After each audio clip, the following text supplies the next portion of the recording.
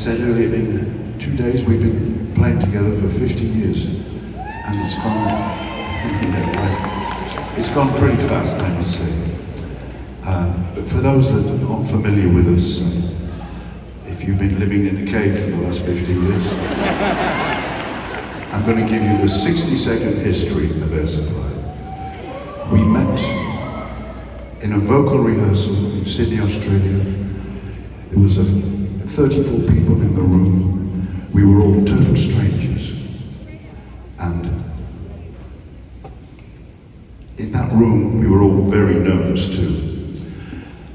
Nobody knew anybody, and we were about to sing together for the very first time. There was one empty chair in the room, and it was right next to me. And I thought at first, well, nobody wants to sit next to me. That's okay. I'll get over it. Then suddenly, a gentleman entered the room that was a little late.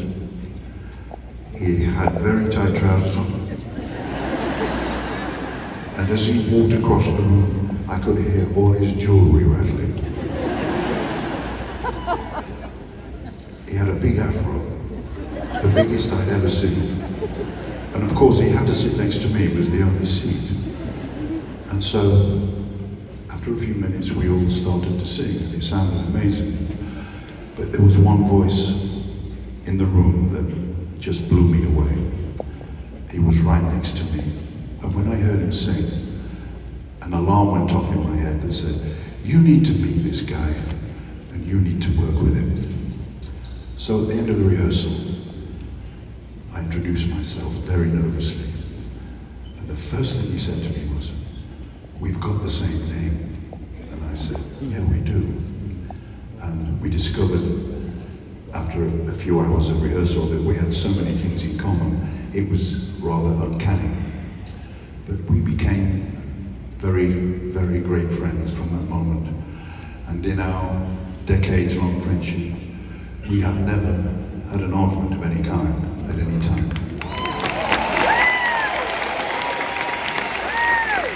And I know in normal life that's very unusual, but in the music business, it's really unusual. Ladies and gentlemen, my dearest and closest friend, Russell Hitchcock.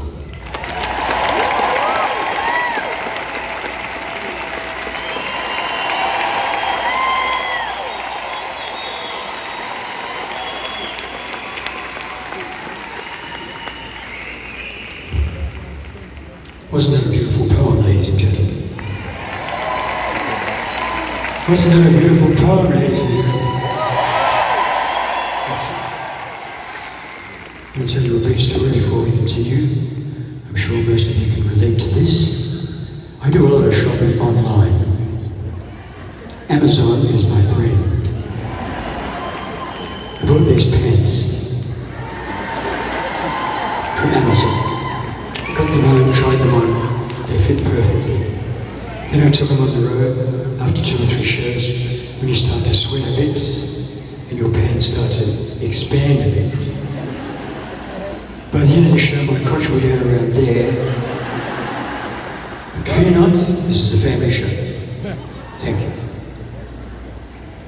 I met Graham on May the 12th, 1975, during the production of the musical Jesus Christ Superstar.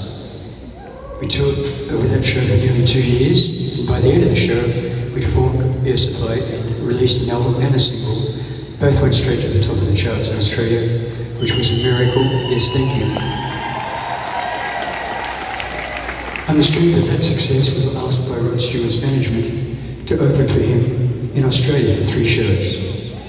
After the second show, after having been asked, we said, we'll think about it. No, we didn't say that.